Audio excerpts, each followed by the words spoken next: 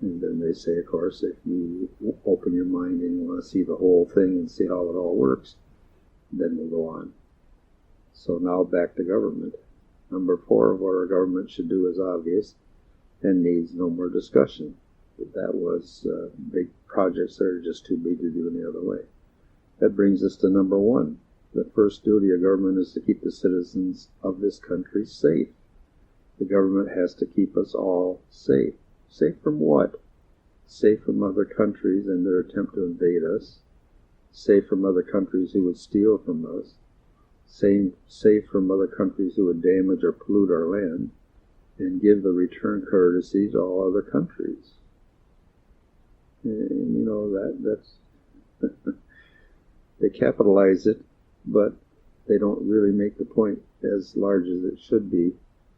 That's a whole different concept. You expect each country to be safe from us and those same rules. And boy, let me tell you how things will change all of a sudden when that happens. But they go on, they explain how it is that you can do it, and you can, and it'll work. So they go on and say, here's where the change in concept begins. Here's where those who love games will begin to see how the change will spoil their fun and their massive income. Our government causes most of the threatening situations coming from other countries. Can you argue that statement? Can you deny that statement? No. Do you make intellectual fun of that statement? Yeah. Do you just ignore that statement? Yeah. But it remains true all the same. Why would our government cause us to enter into an unsafe situation with other countries? Isn't the government's job to keep us citizens safe? The first answer lies in the very things we were discussing before, only now we're going to go into detail or specifics. If a bureaucracy is in control, it begins to develop its own morality. It begins to move in a way that is not good for man. In this case, the government has developed a relationship with it. And of course, that's something that you have to see in Book 5 or have to have read 1, 2, and 3 to understand what that is. But yeah, that's your job. Let's just say that pain and agony, both physical and emotional, is the result of most government actions, and that is what it wants or it needs. While causing all the pain and agony, your government is telling you what a wonderful job it is doing, and the entertainment news media is backing them up 110%. If you do not have war, we will have peace. If we don't have, this is what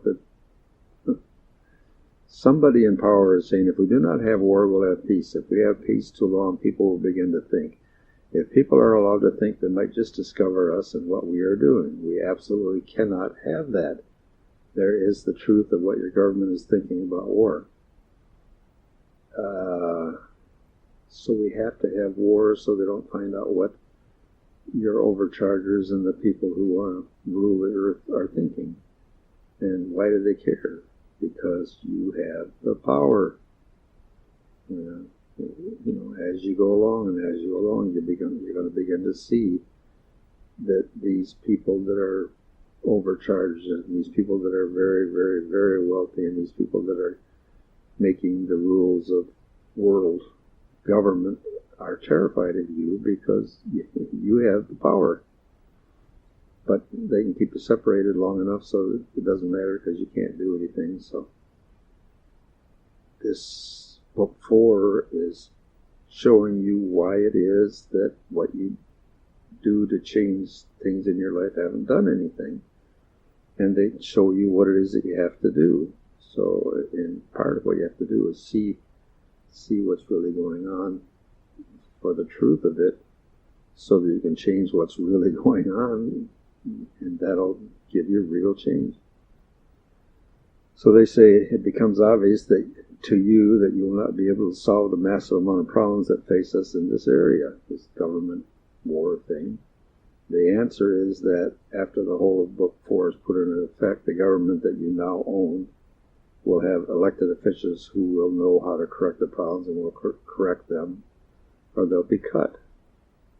Now, what they said is that after everything in Book 4 is put into effect, you'll now have government officials that you own, not corporations, not money people. We've gone through that. We'll go through it. We have gone through it, and we'll go through it more. We'll have people who will be honored and vastly qualified to serve you, and finally also be able to serve their country. A lot of times you don't realize what it is that we're saying there. These people that are in politics can't be proud. I mean, they're diminutive and they're pushy and they're cocky and all that, but they can't be proud of what they're doing. So you have Book 4 and you change everything, and all of a sudden you have a new government, and you have people that are actually doing what the people need and want, and they're smart enough to do that sort of thing. And they end up with the amount of prestige and pride. In other words, they're not ashamed of the money they're stealing from you, because they aren't doing that anymore. So all of a sudden you have pride. The state police have pride in their work. The government officials have pride in what they're doing. That's a part that isn't really discussed, and you don't really see until you stop and think about it. You got a job. Your job as a government employee, and your entire government is very proud of what they're able to do. What a difference that is. Holy cow. So that's kind of the side light they don't come out and say that I see and kind of bring it to you. So they go on and say, so we will leave the safety of our country and our lives in their capable hands as we investigate what they do and correct the path to fit our needs. So that's after you've read Book 4 and changed the system around to match up what's suggested. But they do say, however, some suggestions are in order here. The real concept from this work is that we need different places, different countries, different governments, different ideologies, so human beings can have choices under different conditions. To stop that because they're different is insane. To stop that so that this new, made-up, coming Christ return thing that's going on now in our government, where we're having a war with the people who own the temple, Solomon's, that land upon which Solomon's temple was built. They're trying to get rid of them so they can build Solomon's temple. So Christ will return. I mean, that's insane. But that's what's happening. That's the war with the Arabs that we've been doing forever. And, it's insane. It's insane. If Christ did come back, would any of those people that are killing and maiming and using atomic bullets, uranium bullets to kill people 20 years down the road, Christ is going to say, come on, join me? They're insane. Yeah, I'm not going to go into that. That's Book 5. Basically, we need no wars. We need an international force to maintain borders. Do what you want to as people in your country, kind of like when we get into the society and the home and the rights you have in your home. They're going to talk about the home being sacrosanct and a castle, and they're kind of saying the same thing here. The country has a right another country has a right to the actions and the influences that they want to perpetuate, and you have no right to go in there and say you have to do it my way. And the solution to the thing is, what everybody says is that the trouble is they're going to come and go to war with somebody else, because that's the way people are, and the solution to the thing is to guard the borders. Not to go in the country and take out the people and the government and all the stupid things we do. You have an international force. International means every country. A force that keeps all the activity that's going on inside the country. If it's not acceptable outside the country and coming into another country, then it never leaves the border. And you have an international force that says, nope, you can't come out. Nope, you can't bring your tanks out. No, you can't fly your airplanes out. Nope, you can't. You understand what I'm saying? That international force is composed of all nations' armed forces, and its only duty is the securing of any country's borders against things that would either come into it or come out of it that are not acceptable to another country. So basically, they're saying that you get rid of the spy games, you get rid of all kinds of ridiculous things that we do now, and we let each country do what it wants to do. Whatever the people allow in that country, that's what happens. It's none of your business. We have to have differences. We have to have different conditions. That's what karma is all about. And in order to not have karma work, and thus keep everybody here on this planet, what you have is you have everybody having the same government, and everybody having the same religion, and then we're all happy. No, absolutely not. It will not work. And so they're saying, how do you resolve it? Well, it's very simple. You just take the border and you say, thou shalt not pass with any influence past your border. Keep your garbage in your country, or your wonderful life in your country, or whatever. So they're recommending an international force to guard the borders, and they want you to understand that this is not a New World Order force in operation or ideology. It's composed of all nations, armed forces, and has as its only, and they emphasize only, duty the securing of any country's borders. That includes the removal of this ridiculous game of spy versus spy that we deal with all the time. We got government bureaucracies that actually spend all kinds of time doing spy versus spy, which is pretty good for movies and things like that. But come on, why are we spying on another country, and why do we care? If we can close their borders down from any activity coming in or going out, who cares what they do? If we can shoot down the missiles, we can take the airplanes out, tanks can't get across. Okay, you're allowed to do whatever you want in your country, and we're not allowed to go in there, and nobody's allowed to go in there with their own philosophy or a different religion and start pushing that in another country. Basically what they say is, if a country allows or supports whatever it is that they want to do inside their country, leave them alone. If they decide they want to take that, whatever it is that they've got, the ideology or religion, and move it into another country, they're stopped at the border. So it changes what you do. It changes what you have to guard, and it changes the size of the force, the size of the force one, and the need to have this huge military is a second thing. We don't need that much to do.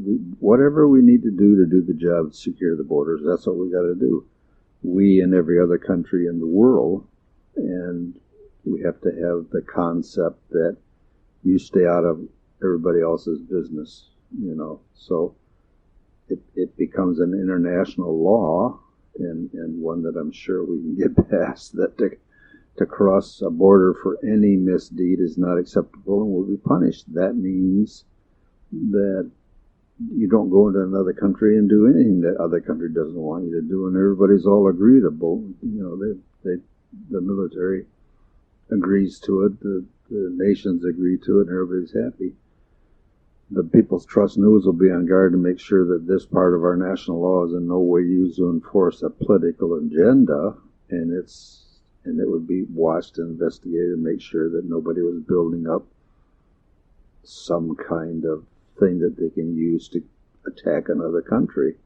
So you have that, satellite research and whatever it is that we need militarily, but it isn't. We don't have to have somebody in the country spying on them. It's such a childish thing. Fun, but come on. And we pay for it, by the way. Don't forget, you pay for it. So, then how does it change? It changes that if it's found that somebody in our country is involved in trying to do something to another country, they end up in the legal system just like any criminal. It'll be against the law to play those push other country around games anymore, and that's the way it should be. That's the way we want it, and that isn't the way it is now, because we've been overthrown by we have no idea what, but we've been overthrown, our government in the United States, and we don't even know it. So as you begin to pay that dollar for the People's Trust News, you'll begin to realize that we've been overthrown by a small group of overchargers, and what they're trying to do is insane, and we're paying for it. So what does that mean to you, personally?